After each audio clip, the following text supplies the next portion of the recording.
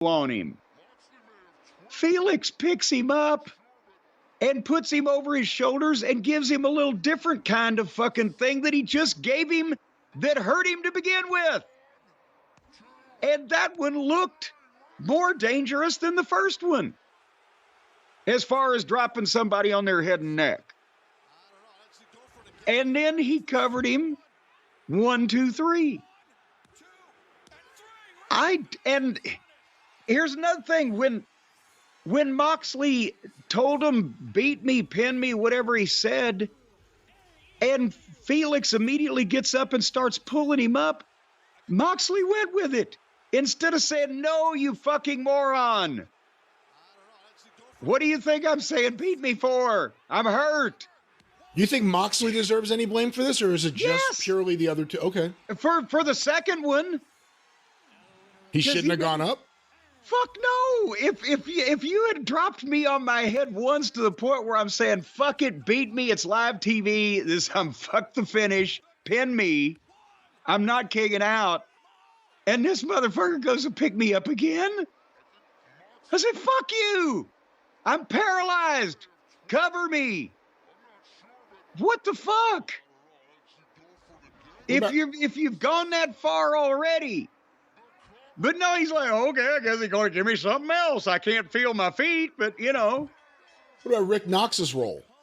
Do you think referees should automatically know? I mean, is this something they're taught, that you should know what to do if the guy doesn't kick out? You just keep counting? It's not your job to stop counting unless they really kick out?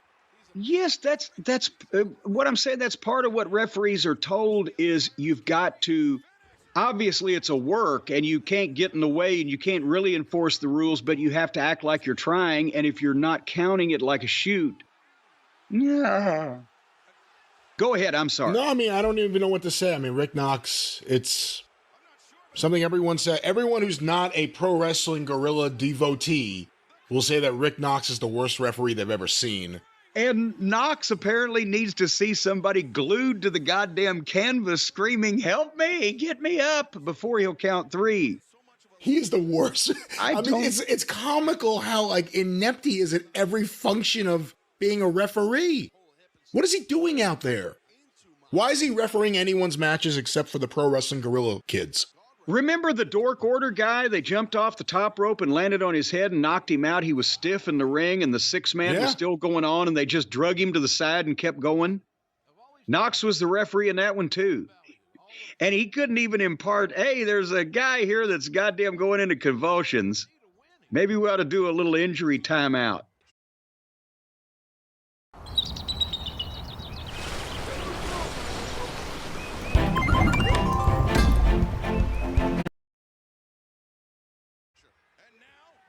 And if Moxley was that hurt at the start, but determined to go through with the rest of the match because it was live television and the show must go on, then why did he do another 10 minutes and then just lay down and said, fuck it, beat me for this fucking thing, I'm done? What the fuck is going on here? So Tony Schiavone was in the ring bringing out Hangnail Adam Page. And this started reasonably well because Tony kept the microphone and he asked somewhat legitimate question, and Page was giving an answer. He's not medically cleared. They had great handheld shot of the in-ring interview, by the way. It looked nice. And he says that, you know, he keeps getting these fights with Moxley, but he's going to be cleared next week in Los Angeles, and he's going to fight Moxley then. And he's going to knock his dick in the dirt. Now, dick's not a bad word. It's just preposterous coming from this pretend fucking butterfly jean-wearing cowboy, but that's not bad. But that, of course, was the cue for the Moxley music to play and for him to make the long entrance where he gets in the ring and he's got a microphone, and now Tony Schiavone has left. And they got a big face-off in the ring with Plumber Moxley and Hangnail Page. It looked like two homeless tweakers bowing up over the last rock. Did you see this? Oh, yeah. Moxley is sniffing and making the faces and the Gene Anderson neck twitches, and Page is fucking turning around and wiping himself and adopting stances. I don't know what the fuck's going on. And Moxley there starts his promo. And he's trying to say he's surprised that Page made it because of the ongoing candlelight vigil with his concussion that he's had, and he'd get knocked out. And Moxley has a smart-ass attitude, and he's making smart-ass remarks. So one would think if he knew what he was doing that he's switching heel. But again, you never know. But then as he started it, the crowd starts chanting, "We can't hear you."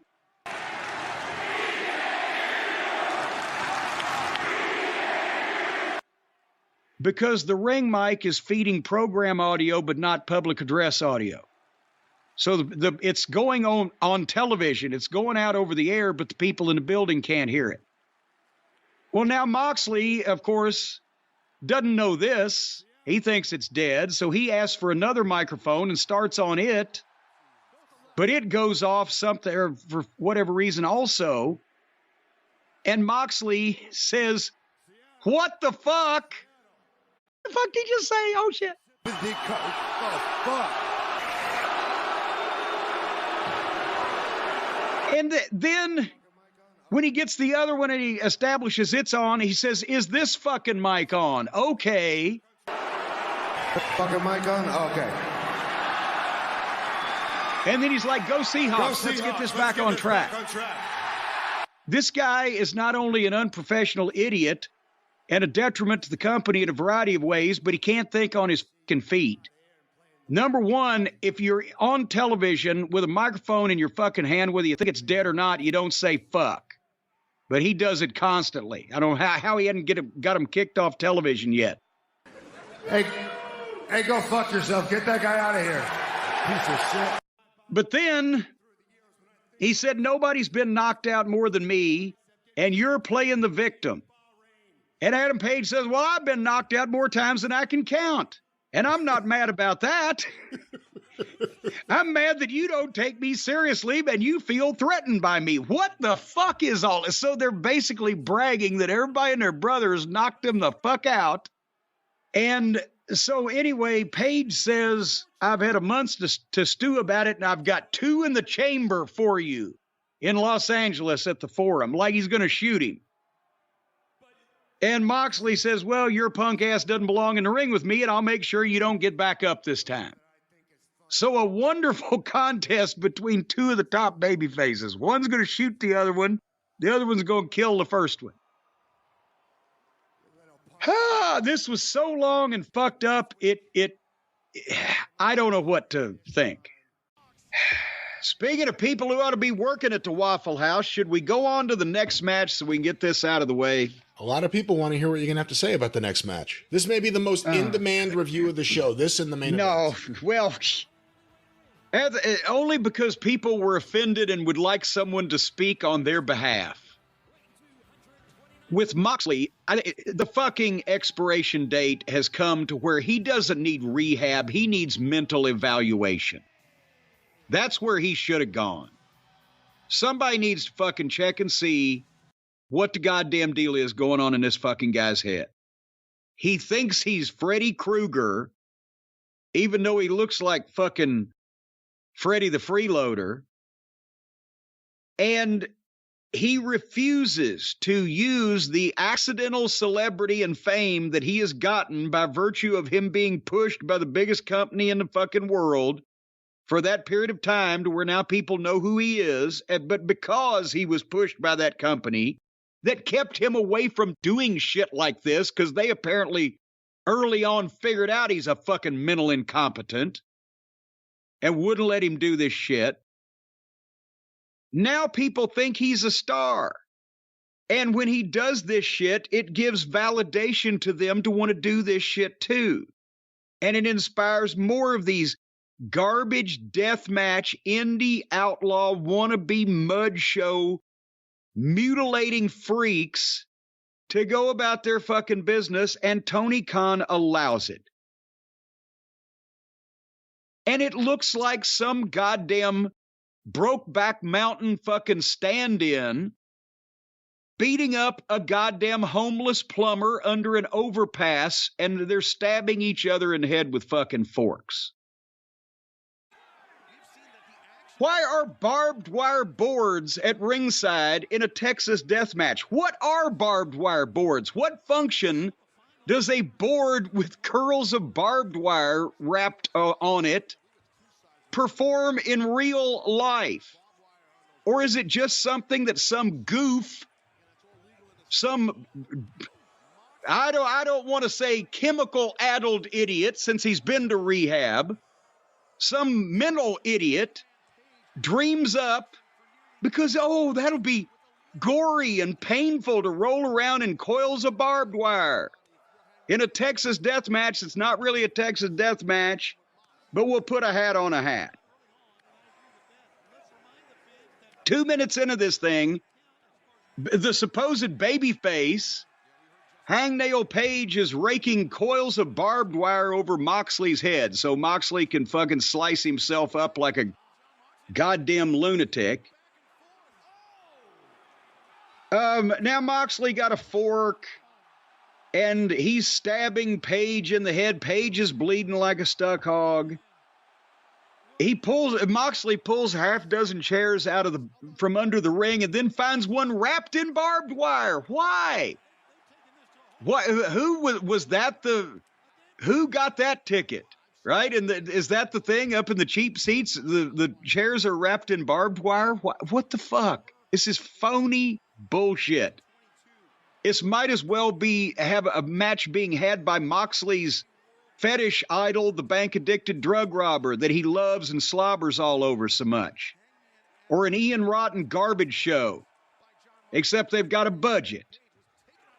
So anyway, so the cancer in the business known as Plumber Moxley and the empty-headed dipshit who've never done anything in the business continued fighting and Page wrapped the barbed wire around his chest.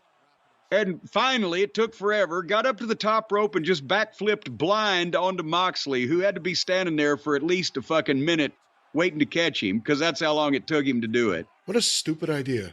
Just idiots. Just fucking idiots. It takes no talent, and it makes no sense, and it doesn't draw money. It's a car wreck that you're watching car wreck videos. But anyway, they brought a logging chain out, and then Moxley stomped Page's hand in between two bricks. So I'm wondering if Renee Moxley Good has to watch the torture porn with this guy, or does he go in his room alone and do it? So then they did the shop class project where they put the barbed wire board on the chairs and they built some structures, and then they drove Moxley into it so he could land barebacked in the barbed wire and fucking make his faces because he's hardcore or whatever. And then Page goes to the top, but Moxley jumps up and pushes him off the top, so he flips off the top through a barbed wire board on the chairs on the floor. Of course, on the replay, which they were kind enough to show us twice, you could see that he flipped before Moxley ever even shoved him. But nevertheless, it wouldn't end. Then they got the chain and had a chain match. And then Page hit Moxley in the head full force, allegedly, with a brick, and Moxley was down for 7 seconds. But he stood up. West Virginia has mountains of potential. I grew up in the Kanawha Valley. It's a privilege to be a West Virginian.